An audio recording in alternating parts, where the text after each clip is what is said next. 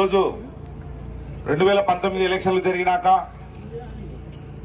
ఒక సామాన్యమైన కుటుంబం నుంచి వచ్చినటువంటి బండి జయరాజన్నను 2019 ఎలక్షన్లలో అభ్యర్థిగా పెట్టడం జరిగింది.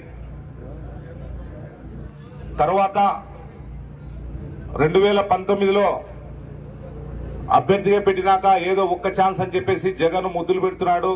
వాళ్ళమ్మ బైబుల్ తీసుకొని వచ్చి మనకు సంఘాల కాడొచ్చి మనకు మాటలు చెప్తుంది, ఒక్కసారి ఆశీర్వదించండి అంటే దళితులమంతా కూడా తిక్కులమై ఆ రోజు గుంప గుత్తుగా పుట్టిపోయడం జరిగింది. ఇదే నియోజకవర్గానికి సంబంధించి దాదాపు 40,000 మెజార్టీ వైసీపీకి వచ్చింది. అంటే కేవలం దళితుల ఓట్లతోనే గద్దెనెక్కినటువంటి జగన్మోహన్ రెడ్డి గద్దెనెక్కిన తర్వాత కేవలము దళితులనే టార్గెట్ చేస్తూ దళితులను ఊచకొత్త పోయడం జరిగింది. మరి ఆ రోజు బైబుల్ తీసుకుని ఓట్లు అడిగిన విజయమ్మ ఆమె పక్కలేదు, అలాగే ఆ రోజు సపోర్ట్ చేసిన షర్మిలమ్మ ఆమె పక్కలేదు, అందరినీ బయటకు పంపించినాడు. ఈరోజు కేవలం ఆయన అధికార దాహంతో డబ్బు మదంతో ఏదో రాజశేఖర రెడ్డి కొడుకు అని చెప్పేసి ఒక్క ఛాన్స్ అని మన వాళ్ళు ఓట్లు ఇస్తే ఆయన కేవలము దోచుకోవడము దాచుకోవడానికే ప్రాధాన్యత ఇచ్చినాడు. అలాంటి వ్యక్తి జగన్మోహన్ రెడ్డి. ఇక 2024 వచ్చేసేపాటికి తెలుగుదేశం పార్టీ, జనసేన, బీజేపీ ఉమ్మడి అభ్యర్థిగా నాకు అవకాశం ఇప్పించినటువంటి ఘనత ఒక్క మానవ శివానంద సార్ గారికి. ఎందుకంటే నేను కొలిచేది ఒకటే, శ్రీశైలం మల్లన్న స్వామి.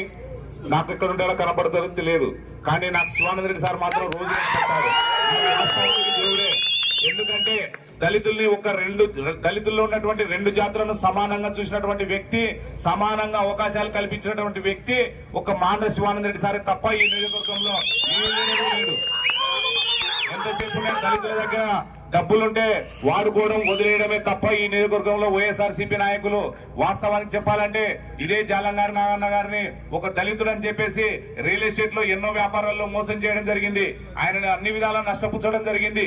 ఎందుకంటే మేము దగ్గర నుండి చూసాం. ఒకానొకప్పుడు చాలా మంది కూడా కూర్చొని మాట్లాడుకున్నాం.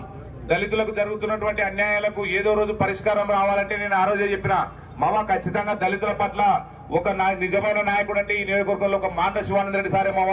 ఆ రోజు నిజం తెలుసుకొని నువ్వు వచ్చి కండువ కప్పుకుంటావని చెప్పేసి నేను ఆ రోజు. ఎందుకంటే ఈరోజు నాది అల్లూరు, మామ కూడా బంధుత్వం ఉంది. నేను ఆ కుటుంబాన్ని నమ్ముకొని తిరిగినా ఈ రోజు ఈ స్థాయిలో నన్ను ఆ కుటుంబం నిలబెట్టిందంటే అది వాళ్ళ ఘనత అని చెప్పేసి నేను ఈ సందర్భంగా తెలియజేస్తున్నాను.